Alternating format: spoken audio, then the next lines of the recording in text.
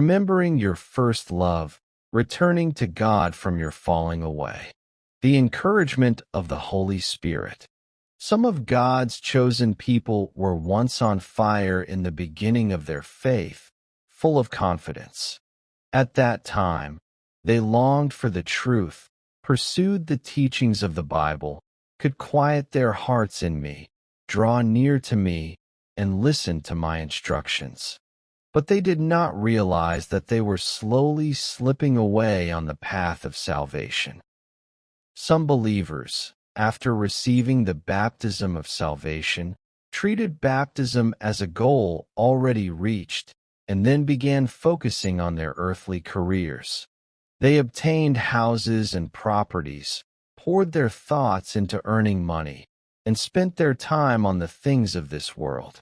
They thought these were God's blessings, yet they did not use the truth to examine their hearts, nor notice the state of their faith after gaining the world. Their daily life kept spinning around worldly matters, laboring and worrying for their stomach. Even on the Sabbath, the holy day I blessed, they still worked for worldly gain. They chose the life of the world rather than the life I want to give them. So the connection between them and me gradually loosened and eventually broke, like a kite whose string is cut. They tasted the benefits and attractions of the world, valued worldly things, and their hearts drifted far from me. They abandoned their first love and forgot the Creator of life. They forgot how God loved humanity and gave Himself so that people could be delivered from the world, no longer bound by the devil, no longer suffering and dying, for He gave Himself for all.